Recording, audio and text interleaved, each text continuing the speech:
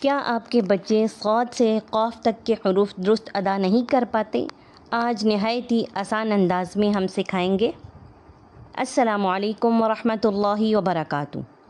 آئیے اپنے سبق کا آغاز تعوذ اور تسمیہ کے ساتھ کرتے ہیں۔ اعوذ باللہ من الشیطان الرجیم، بسم اللہ الرحمن الرحیم۔ تو بچوں، آج ہمارا سبق صاد سے ہے۔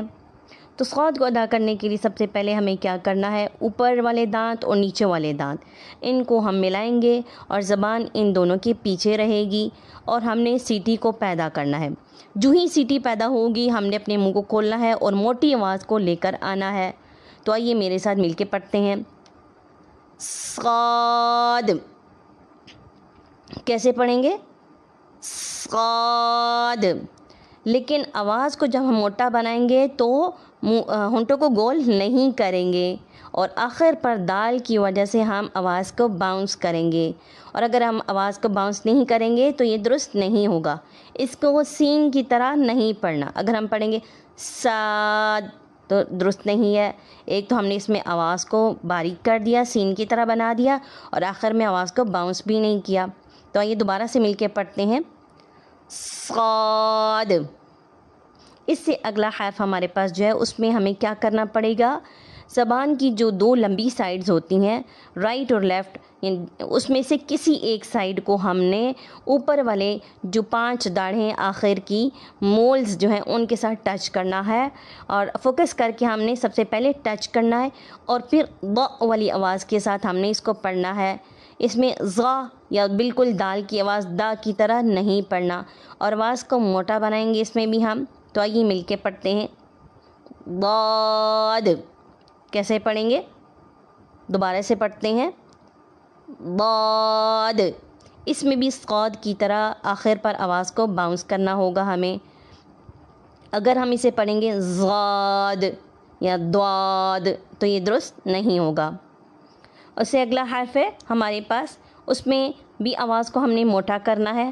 آج ہمارے پاس جو حروف ہیں اس میں زیادہ تر حروف ہمارے پاس موٹے ہیں۔ یہ چاروں حروف صاد، ضاد، طا اور ظا، یہ ہمارے پاس سارے موٹے حروف ہیں۔ تو یہ طا کو پڑھتے ہیں، آئیے میرے ساتھ مل کے پڑھیں۔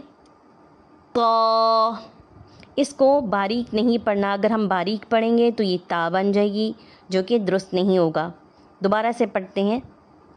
طا، اس سے اگلا حرف ہمارے پاس جو ہے اس میں سب سے پہلے ہمیں کیا کرنا ہے؟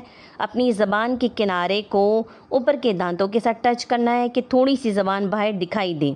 اندر اندر نہیں رکھنی، تھوڑی سی باہر دکھائی دینی چاہیے، لیکن کنارہ صرف۔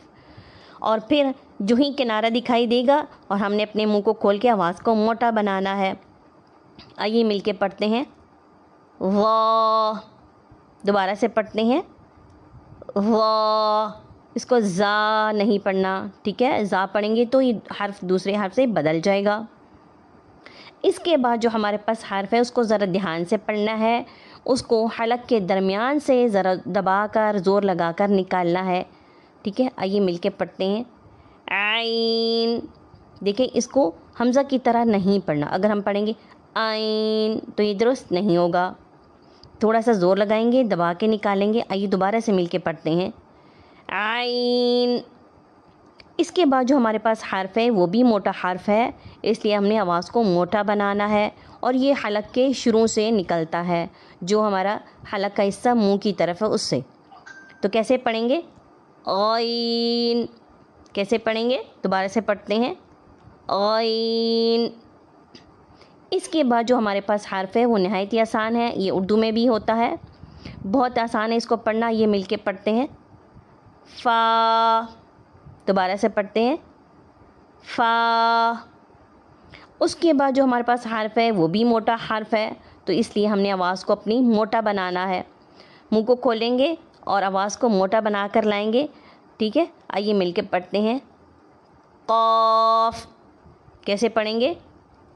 قاف، اور اگر اسے ہم کاف پڑھیں گے تو یہ درست نہیں ہوگا کیونکہ یہ باریک ہو گیا۔ اور اسی طرح کا ایک اور حرف ہمارے پاس ہے جو انشاءاللہ اگلے سبق میں ہم پڑھیں گے، امید ہے کہ آج کا سبق آپ کو سمجھ میں آ گیا ہوگا۔ مزید اسلامی اور تعلیمی ویڈیوز کے لیے ہمارے چینل کو سبسکرائب کریں۔